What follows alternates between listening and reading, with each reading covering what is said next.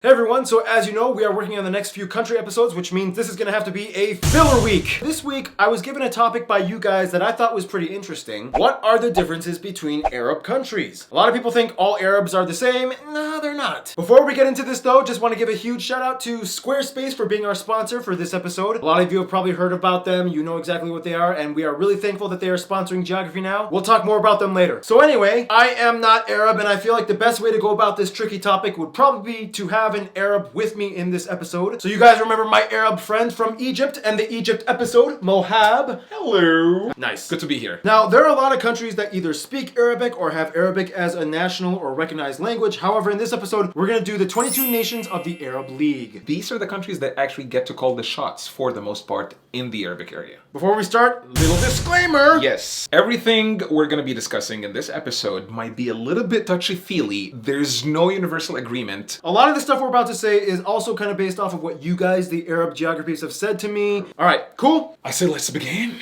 Algeria. Algeria is a Maghreb country, not Maghreb. Yes. It's R and R. You can't really mention Algeria without talking about soccer. To the point where when these countries play soccer together, things get heated up, and that's an understatement. Huge rivalry. Size-wise, they are the largest country in all of Africa, and they are the largest Francophone nation in the Arab world. They were under the French at one point. And they speak just like French people. Like 100%. Almost. Culture-wise, Algeria is the home of what we know as Rai music. Algerian folk music that became a phenomenon with people like Cheb Khaled, Cheb Mami. Bahrain. Now, I have been here, and the impression I got is that Bahrain is kind of like the secret Dubai of the Middle East, and it's also kind of like Saudi Arabia's girlfriend.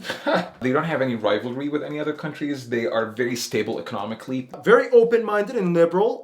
They even appointed a Jewish female ambassador to their government, which is pretty much unheard of for pretty much any Arab country. They have the money, but they're not really being cocky about it. Yeah. But they do know that they have the money, so they conduct themselves in that way. Mohab, what do you know about the Comoros?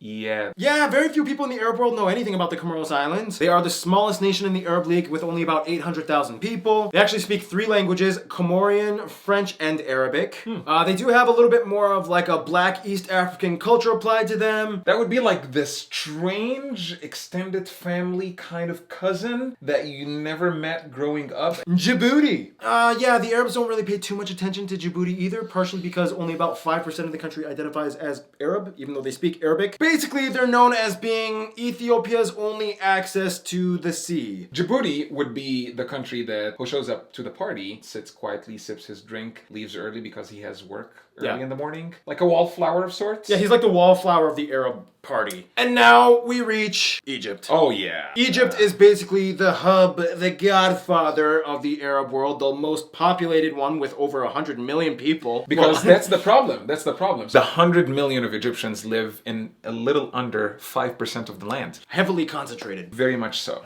So this is the thing about Egyptians. When the revolution started in 2011 and people were dying in the streets, guess what? You find that people are just making memes and jokes about it because this has been always the way Egyptians cope with sadness and tragedy. Through dark comedy. Dark comedy. You can imagine soccer in Egypt exactly the same way you would imagine soccer in Brazil. We might not have a soccer on the flag like in Brazil, but it's like people religiously follow their teams. If the Arab world was a high school, Egypt would kind of be like the really popular kid, maybe not the smartest or richest, but The most popular. The most popular. Yes. Everybody's paying attention. Iraq.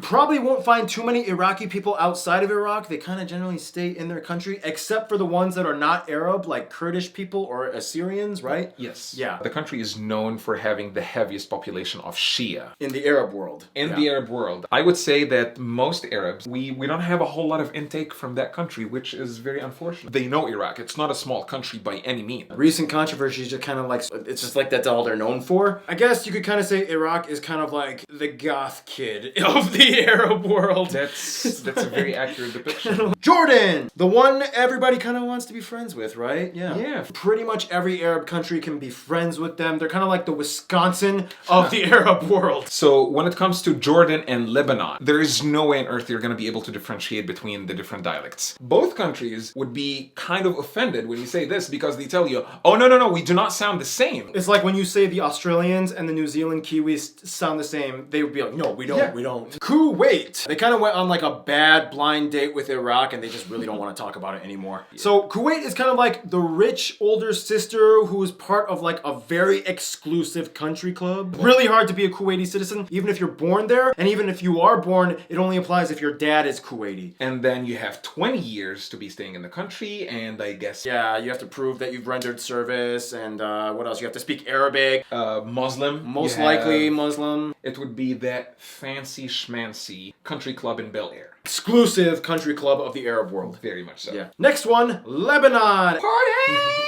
Lebanon is the party capital of the Arab world. It really is. Yes. They are the most religiously diverse nation in all of the Arab world. There's like 18 recognized religious communities, and their government system even requires leaders from each community to represent them. I'm not trying to be offensive, but Lebanese people, I've met so many Lebanese people, and they are delightful, but they have a little bit of tood. Let's just put it that Attitude? way. Yes, they do. They provide some of the finest, most prolific singers of any Arabic country. Arabic, French, English, it's all mixed up. Baba Ghanouch, Fattoush, Labna. Oh my gosh, that Manaish stuff. Manaish. Oh my god, I love that. It's like Arab pizza. Okay, here's a funny fact. I have yet to see, on a scale from 1 to 10, a 7 Lebanese person. I've not, they are all 9s and 10s, but they're just really, really attractive, good-looking people. Libya. Yeah.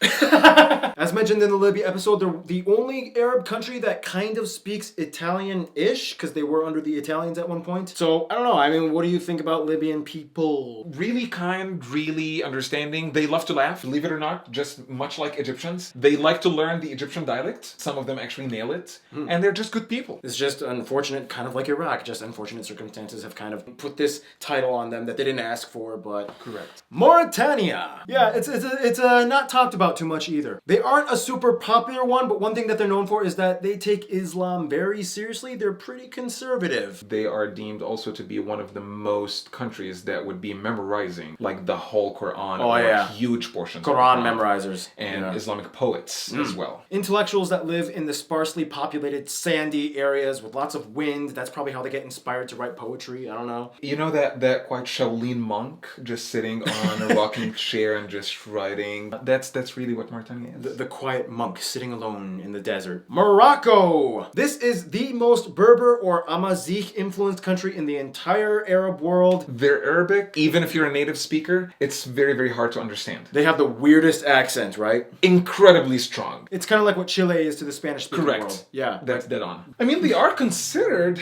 an Arabic country, but are they really? So Mahab, if the Arab world was a family, how would you kind of place Morocco? Comfortable, financially comfortable uncle stands up in dinner and gives that big speech. You couldn't really understand what he was talking about. He's like the guy that shows up, he's like, hey, you're like, oh, okay. Oh, cheers, cheers, Cheers, yeah. Oman. So when you say Oman, is actually mother in Arabic. It's like the old mother or the old grandma who's really, really wise and really likes to keep things traditional. Like Oman. just culture and family and just...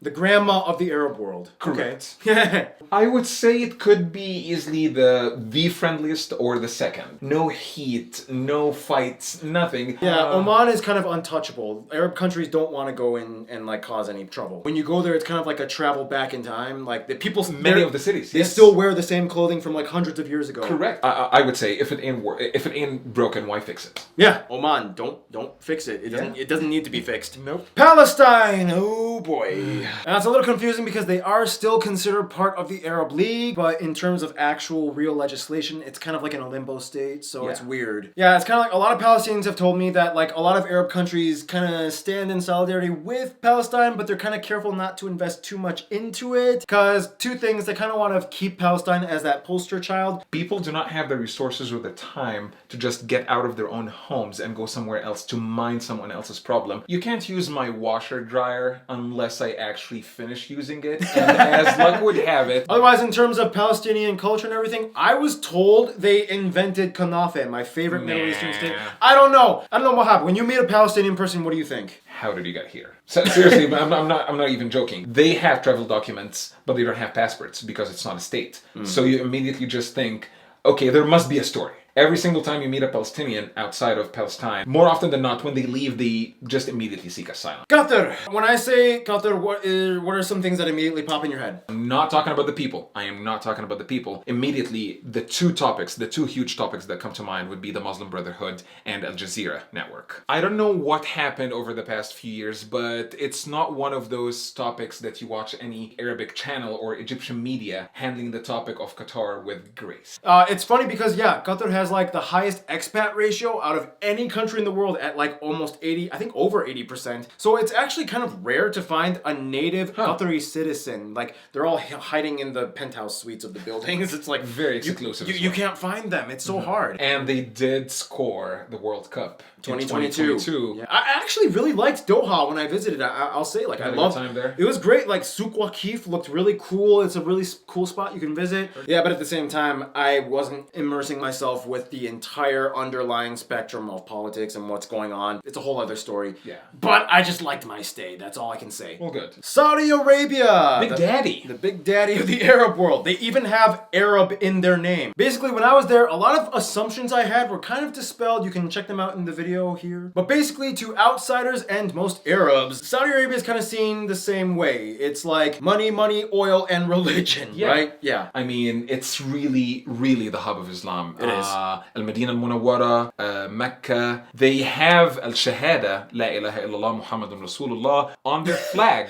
You said that so fast. Yeah, it's... However, you also do kind of notice that they are slowly trying to progress into the 21st century. They have been passing laws over the past 10 years. What is that going to look like? We'll see. We'll see. Yeah. Time will tell. Yeah. Somalia. This is probably the blackest Africanist Arab country, right? It really is. Yeah. In terms of culture, they're pretty I don't want to say similar to Ethiopia and Eritrea, but they do have like similar food. I'm not trying to offend anyone, I promise. It's just a little bit funny fact. Growing up in Egypt, Somalians or the word Somali would kind of connotate the butt of most of the jokes in Egypt. Oh, so it's but it's an endearing. It's not a racism thing. But you don't go there. And you don't go there, but you still use a people group in the context. Very rich in culture, though. Very colorful, vibrant traditions and customs. Yeah, their colors are insane. Oh yeah, Somali people are very colorful. Sudan. Sudan had that thing going on with Egypt. They have very, very. First of all, it's the borderline. Yeah. We share the same border. Close with Egypt. Yeah. They were under an alliance. At some point, they were actually the same exact country. Anything that happens with the Nile in Egypt will affect Sudan. So and vice versa. And vice versa. Think about it this way. You have a brother and you love them so much, but you don't have a problem having a fist fight with them from time to time. Syria. Okay, Mohab. What comes to mind when I say Syria? Assad and ISIS. Obviously. So you can understand. The country is just connotating to a lot of dark black terrorism. Like, again, they didn't ask for it, but No, it's they just kind of didn't. what happens. Syrians are kind of like the people that show up and they have the craziest stories in the group. Pretty much, that's how you would probably, And everyone cries. But if you just meet them as people, I'm sure they're just people. It's just, there's always a story with a Syrian. Tunisia, the artsy person of the Arab world. They were voted the freest country in the Arab world as well. Yeah, they're known for having a lot of cool crafts. People know them for their carpets and their carvings. It's just like they love art. When you mention Tunisia, what comes to mind, again, as an Arab? Algeria. Even though it's a completely different country, but there's so much similarity, and if you're not really well versed in history, you would not really know a whole lot of difference between the two countries. French also speaking people, I believe. They speak French, right? Yeah. They do. Yeah. And they also have really good healthcare, which we explained in the Libya episode. Lots of Libyans go to Tunisia for healthcare. The UAE, United Arab Emirates. Now it's interesting because they're called the Emirates, but it's actually ruled by sheikdoms, 7 sheikhs. They kind of unified the whole country. So technically there's like no royal family, but I mean, they're so super rich. It's kind of like, It really is,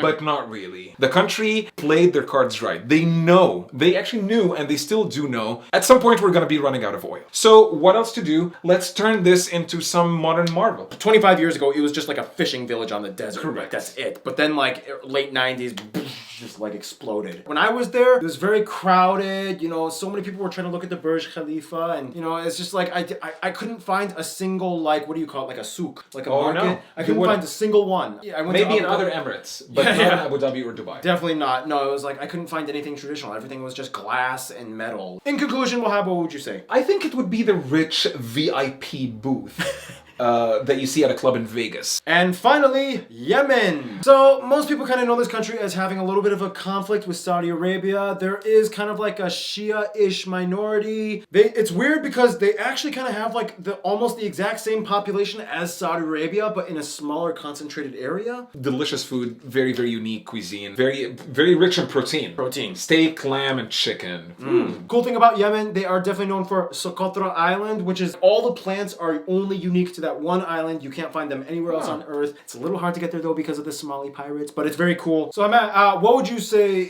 Yemen is kind of like in the big, broad Arab family? I would say someone very, very comfortable in the shadow. They're like the emo kid. Yes. And that is it. All the 22 nations of the Arab League. Woohoo, we did it. High five.